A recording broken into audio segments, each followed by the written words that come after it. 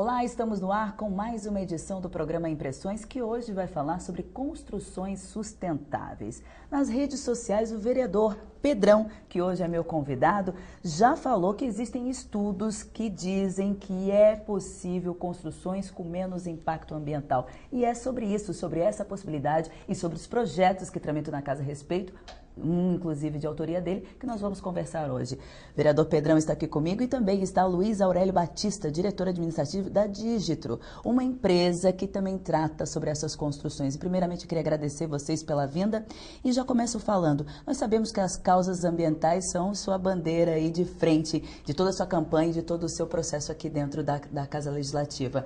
Agora, de que forma, como é que está o projeto de sua autoria que tramita aqui na Casa e do que ele trata? Qual foi a motivação? Olá, tudo bem? Esse projeto é um projeto muito bacana que nós ingressamos aqui na Casa Legislativa com uma motivação muito grande de tentar minimizar os impactos que a indústria da construção civil aqui no município de Florianópolis oferta para a nossa sociedade. Nós temos uma conjuntura hoje de um crescimento populacional, de um crescimento urbano muito forte, mas a taxa de desenvolvimento urbano ela fica muito aquém desse crescimento. Nós temos muitas dificuldades no saneamento básico, podemos falar o fornecimento de água, a captação e tratamento do esgoto. Nós temos um problema muito sério na mobilidade. Então esse projeto ele vem com o intuito de reduzir, de minimizar esses impactos, em especial na questão da água. Nós temos aqui no nosso município os meses de novembro até fevereiro, que são meses que alguns bairros, como Ingleses, como Itacorubi, Campeche, Canasvieiras, eles ficam carentes de água. E se nós pudéssemos, com uma forma sustentável, utilizar essa água que vem das chuvas para consumo interno do próprio edifício, por exemplo, nas descargas, lavação de carros, nas torneiras também, nós poderíamos sim reduzir esses impactos de uma forma sustentável e economicamente viável.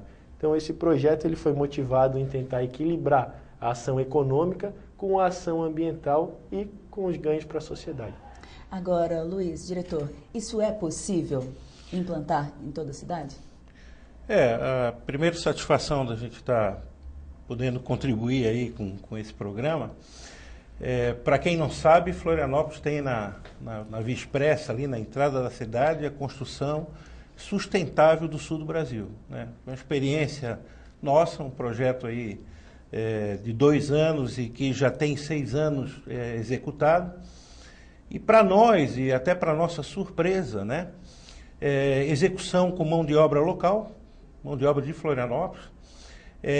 Tiramos um pouco o fantasma de que fazer um prédio sustentável é caro, isso é um fantasma, no nosso caso aí 15% acima do CUB.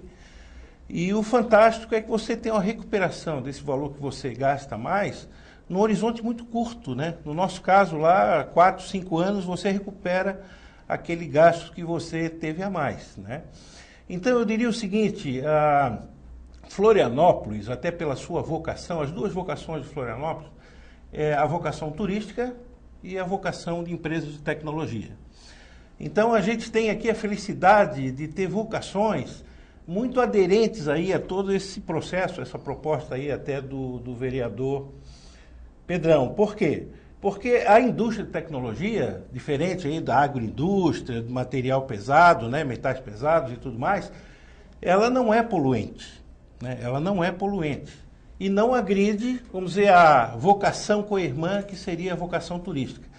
Então, eu acho que Florianópolis poderia dar um exemplo aí para o Brasil, de fortalecer, mesmo que seja também através, né, de algum mecanismo de regulamentação, a construção sustentável, tá? Essa coisa que ocorre, eu mesmo passo o verão, às vezes, lá nessa região aí do norte da ilha, é difícil entender, por exemplo, como é que falta água com aqueles temporais de final de tarde no verão. Isso aí é uma questão até, eu diria assim, lógica, né? Lógica. E o custo de se fazer, por exemplo, Pedrão, a captação de água é muito chuva, né? Pequeno numa obra, né? E a gente teve essa experiência, você foi lá e conheceu. Agora, dadas as circunstâncias, exatamente na prática, o que o projeto prevê? Ele altera alguma modificação da legislação? Sim, sim. O projeto ele é uma lei complementar, ele altera o Código de Obras e Edificações aqui do município de Florianópolis. trazendo critérios mais inovadores, que é o que nós estamos tentando aqui, é inovar dentro de um município que já é referência para um país inteiro. Nós somos a menina dos olhos de qualquer cidadão brasileiro. Todos têm um sonho de passar férias ou morar em Florianópolis. Então, nosso objetivo é inovar através da indústria que é tão forte aqui no nosso município, que é a indústria da construção civil. Dentro do projeto, nós estamos alterando esse código de obras e prevendo uma série de critérios obrigatórios para que a indústria da construção civil ela possa, sim, utilizar alguns deles. Não todos são obrigatórios, mas ela tem a possibilidade, o empreendedor terá a possibilidade de escolher quais deles utilizar. Então, nós temos uma regra que projetos até 70 metros quadrados, casas simples, elas ficariam isentas de escolher esses critérios pelos mínimos impactos, e projetos acima de 70 metros até 500 metros quadrados, eles teriam que escolher obrigatoriamente um dos critérios. E acima dos 500 metros quadrados, escolher 3 dos critérios. Então, nós temos, por exemplo, a captação de água da chuva, que é fundamental, uma ampliação nas aberturas de janela para proporcionar uma maior iluminação interna. Temos também o plantio de árvores nativas e frutíferas em detrimento a espécies teoricamente invasoras aqui no município. Então, nós entendemos a sustentabilidade de uma forma mais ampla, uma concepção mais ampla e também de baixo custo de implementação. Porque o objetivo desta lei é fazer com que ela não seja apenas uma lei bonita no papel, mas que ela seja uma lei que revolucione a nossa sociedade florianopolitana. Uma maneira de pensar, né? Uma nova maneira de pensar. E como é que ela está aqui na casa tramitando? Ela teve sua tramitação iniciada no ano passado, se não me engano, no mês de março, e até hoje ainda não chegou ao plenário. Ela está passando pelas comissões, teve na Comissão de Constituição e Justiça, a qual encaminhou para alguns órgãos manifestarem suas opiniões.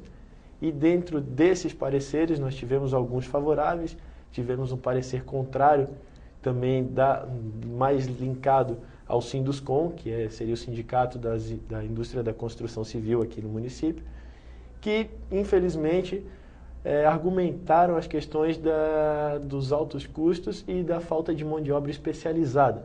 Mas tirando esses dois problemas que eles citaram, nós teríamos um projeto muito bom, segundo a opinião deles. Nós temos muitos casos práticos aqui no município, que mesmo a lei não exigindo, já são construções sustentáveis, como é o caso da Dígitro e também de uma série de outros condomínios aqui, que pelo menos um ou outro critério já utilizaram nas suas construções. O senhor estava falando, senhor Luiz, sobre os ganhos, né, a médio e longo prazo, e também sobre esse tabu de sair caro. Queria que o senhor explicasse para a gente o que a Dígitro defende quando é levada essa consideração. Assim. Só para, assim, de uma forma mais didática, né? Quais são as características, rapidamente, que o nosso prédio, a gente conseguiu colocar? Eu sou casado com uma grega há 40 anos e eles já sabiam disso há muitos anos. Então, a construção que seja clara, telhados claros ou telhados verdes, né? Com isso você ganha 2 graus, às vezes, no ar-condicionado. Isso é um significado enorme no consumo e até no custo da energia, né? Sim. Vidros. Vidros é o elemento que mais evoluiu na construção civil. Então, existem vidros hoje especiais. Eles são um pouquinho mais caros, mas você recupera isso porque o maior ofensor de custo numa empresa, um dos maiores, eu estou falando da questão de estrutura, é a energia, né? Esses vidros passam apenas 30% do calor. A Dígitro utiliza esses vidros. Por isso que em Dubai, que é um deserto, você vê um monte de prédio de vidro, né? Aproveitamento da água. Nós, em 3 horas de água, a gente recolhe 60 mil litros. A nossa conta de água, não vou dizer o valor, mas é muito pequena. Sim. Né? Porque toda essa água é dirigida por um desvio muito barato para as descargas, por exemplo. São 600 colaboradores, são vários banheiros, né? Isso você tem um ganho fantástico. No centro do prédio, quando o Pedrão falou aí de aberturas de janela, né? A gente evitou a colocação de cortinas e no centro do prédio uma espécie de um prisma, onde você aproveita o máximo a luz solar. Trabalha com brises para que aquilo não fique desconfortável, né? E eu poderia ficar então a tarde toda falando das características, eu sei que o tempo é curto, tá? Tem um detalhe interessante que é a grama que não precisa cortar, né? Olha, isso aí até eu acho que deveria ser motivo de um outro projeto específico. Para mim, eu estava comentando até com o deputado Amin, é o maior desperdício de mão de obra no Brasil.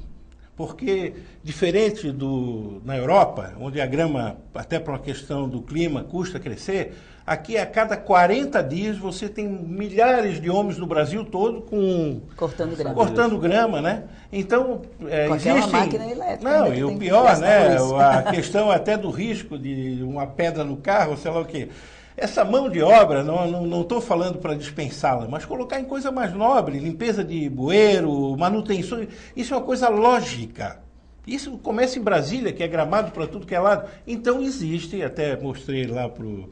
Não vou nem dizer o nome da grama, porque senão vão dizer que eu estou vendendo grama. Mas existem alguns tipos de vegetais que você não precisa cortar. Ou se vai fazer manutenção, é uma vez por ano. Então são pequenas gozadas, são coisas assim bobas que estão na nossa... E olha a quantidade de recursos humanos que você colocaria em outra atividade na cidade do que aquela atividade que a gente chama até de enxugar gelo, né? Ficar a cada 40 dias ali com corte de grama. Vamos continuar falando isso no próximo bloco. Nós estamos falando sobre construções sustentáveis e de que forma elas podem e devem ser implantadas. Esse projeto de lei aí do nosso vereador Pedrão sair do papel. Ele está tramitando na casa, mas a gente já volta com mais novidades para você. Até já.